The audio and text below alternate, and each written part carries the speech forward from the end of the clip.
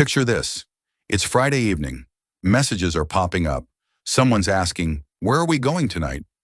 Another friend sends a voice note about a last-minute plan. The city is waking up. Everyone's getting ready to be seen. And meanwhile, there's a person at home, barefoot, phone on silent, lights warm and low, maybe a blanket, maybe a snack, maybe a show they've already watched twice. And the wild part is, they're not missing out. They feel like they are in their own body. That's the first clue. Because for a lot of home lovers, the outside world isn't fun. It's stimulating. Noise, people, eye contact, small talk, background music, traffic, expectations, being perceived. Even if nothing bad happens, it still costs something. Psychologists call it overstimulation. But honestly, it feels more like having too many tabs open in your brain. And home is the place where those tabs finally close. When someone loves staying home, it's often because home is the one environment where they control the input. Out there, you're reacting to everything. In here, you're choosing. And that choice does something powerful to the nervous system. It calms it down. Some people's brains are built like sensitive radar. They pick up tone changes, facial expressions, tiny social shifts. They notice everything. They don't even mean to. Their mind just scans the room automatically, like it's gathering data for survival. So a night out isn't just a night out. It's a full social workout. They're tracking who's dominating the conversation, who seems uncomfortable, who's forcing laughter, who's expecting a response, who might judge them, who's subtly competing, who's emotionally draining.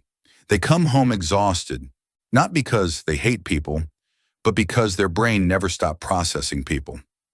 Now here's the part most people miss. Home lovers aren't always shy. Some of them are actually great socially. They can talk, they can charm, they can make people laugh, they can even be the fun one.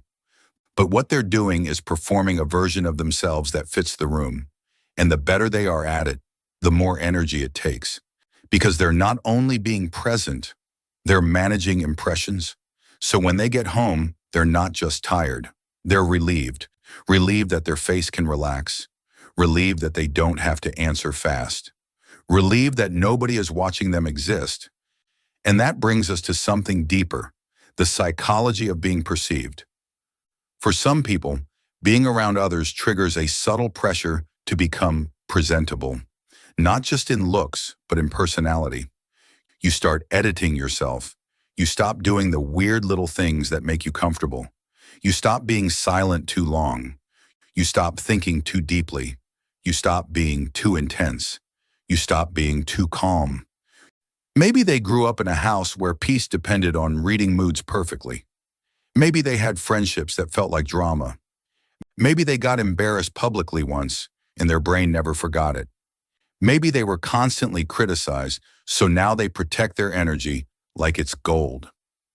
Home becomes the place where they don't have to defend themselves.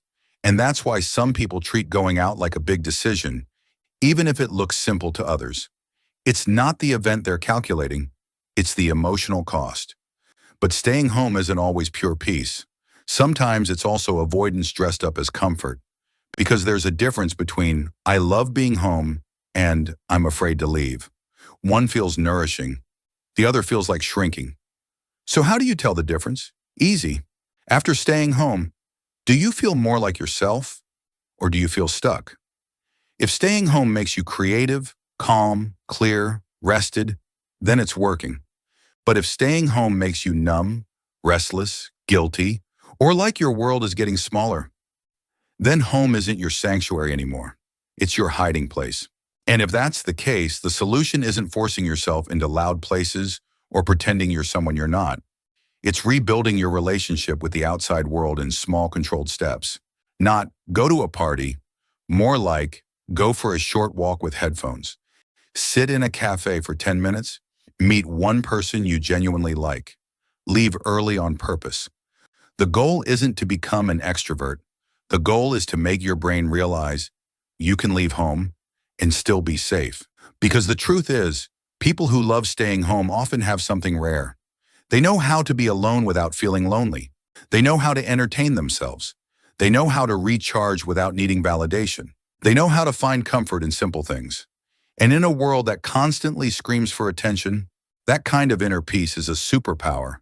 So if you're one of those people who cancels plans and feels happier in your own space, you're just someone whose brain values calm over chaos. And it's time to stop apologizing for it. If you like this video, don't forget to like, comment, subscribe, and share.